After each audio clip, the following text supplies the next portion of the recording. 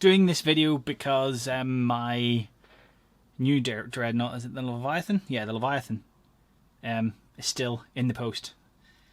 Because it has to come all the way from England to Northern Ireland, and that's obviously just too much to bear for anybody. So what we've got today is our Contemptor Dreadnought. Oh, let's focus a bit better on him.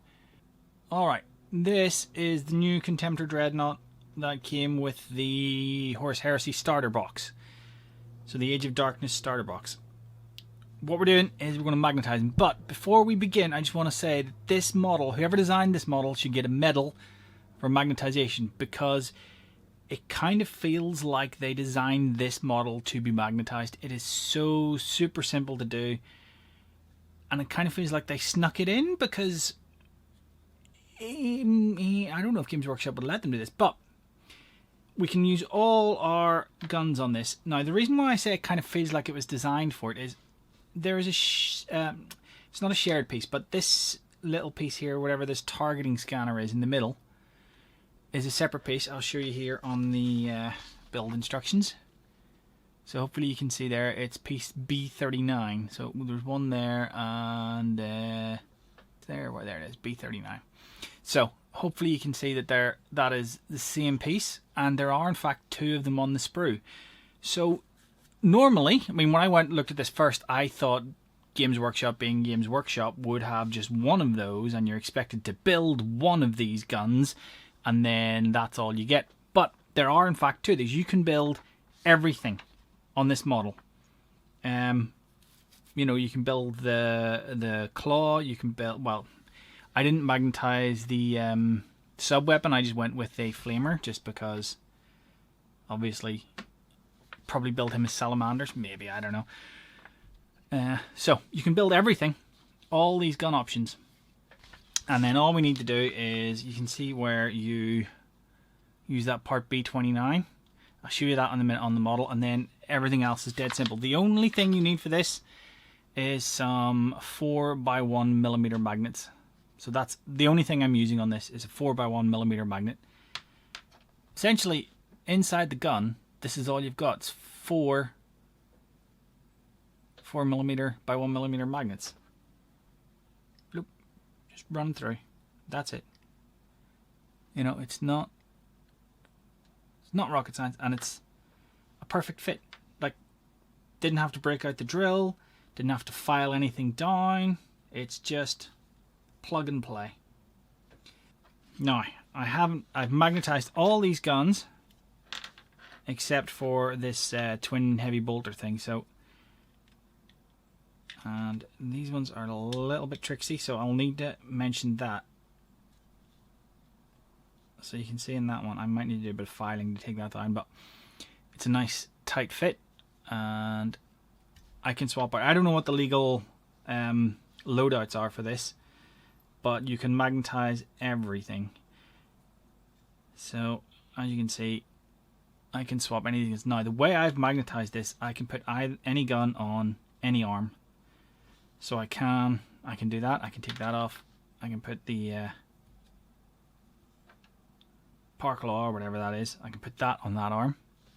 So the way we do that is, so you can see here we've got our magnet in there. That is, if you go back to our instructions, piece B29. It is hollow, and a 4mm magnet will literally fit any side. So what I did for this was to take my stack and literally just push a magnet in one side, slide it off, flip it around, and then go to the other side. So all my magnets are running like that way. So there's a little stack. You see that goes there. If I pull that off, don't rotate it, and then click it on there, it goes there. So you can see the line of those magnets is like that. And that is, hang on, get.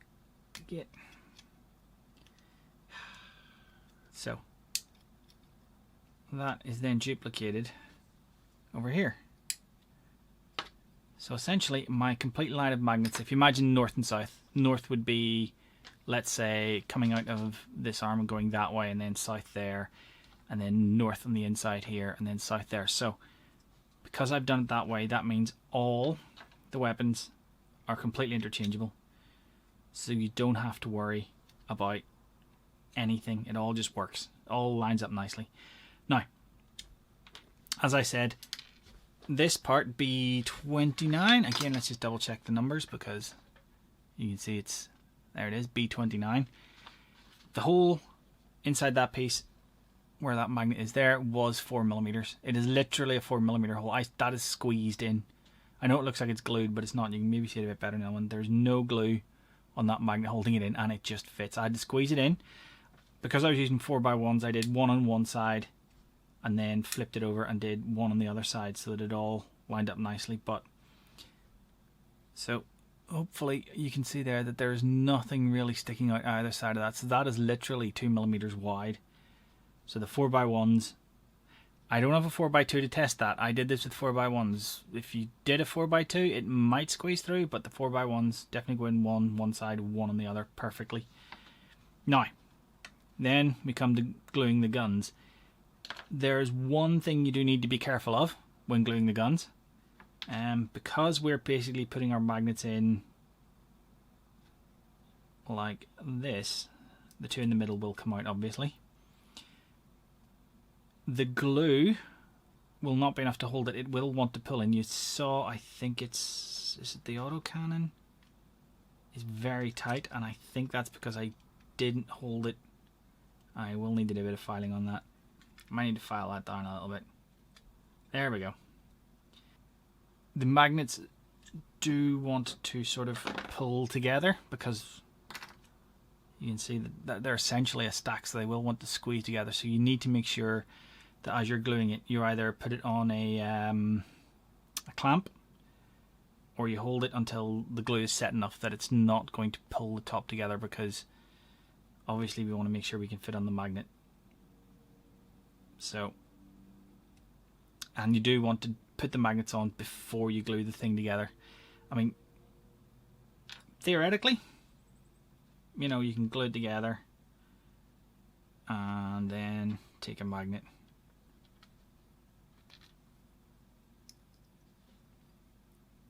and you can see that that would fit, but it is very tight. So I would recommend gluing the magnets in first, which is what I'm going to do now. So I'll show you how to do that. So to do that, we need our stack of magnets and we stick them onto our arm. So again, do that first, key that first. So then we know that when we put our gun together, that it's going to sit that way. So the magnet on the outside of that stack is going to go onto this side. So we'll move that over here. And on the inside, it's going to go over here. So what we'll do is we will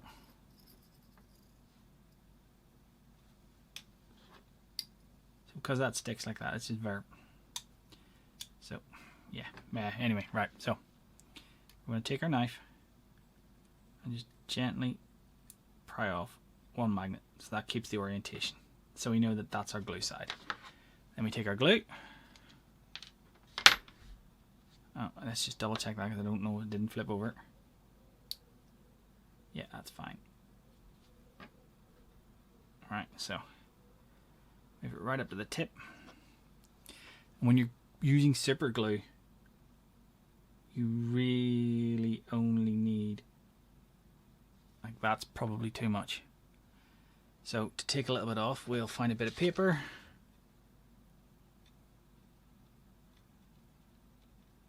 Anything like kitchen roll, tissue. Tissue's a bit bad because it sort of dissolves. And then we know that that's going to go like that. So we just push it in, hold it in for a little second until the glue sets, because you don't want it to move with the, there we are, and sort of use your finger to get rid of any excess glue. Try not to get it on the piece itself. There we are. So that's that one. Next, we know we want the top magnet from this side. So the same thing applies. Use, there we are. Again, tiny little bit of glue. That one's probably alright, but again, we don't need that much, so we'll use our little bit of paper just to get rid of any excess glue, because excess super glue is super bad. Now you'll see I'm trying to feed it in. Super glue will actually stay sticky as long as it's liquid, so when you squish it very, very thin, that's when it actually works. So let's just verify this before we glue these two pieces together. That should stick there, and it does. That should stick there, and it does. So you'll see we've got our gun. Now all we do is we take our plastic glue and we glue our gun together. Now, here's what I'm talking about. See how that's pulling the top bit together? We need to make sure that we hold it while the glue chooches, because if I let that go now and don't touch it, it might start wanting to pull together. And actually with this one you've got the advantage of you can slot this in, which will help hold it apart, so we'll glue that in too.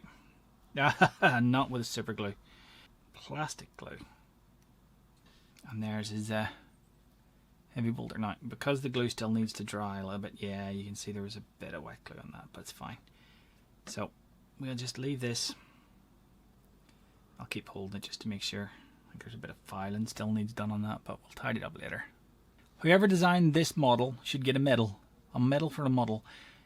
Really nice. It's easy to put together, and then just magnetizing it that way really does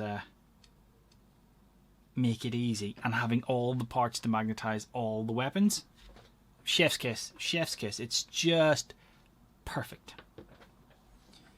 Much easier to do than a nice resin mini whatever the hell. It's almost like a baby dreadnought. They're very, very similar. Little baby dreadnought. But there you go. So that's a very strong fit. So I need to look up the rules now to see what are actually legal loadouts, because I just basically went, yeah, whatever I want is what I'm having. So yeah, that's it. That's all you need to do.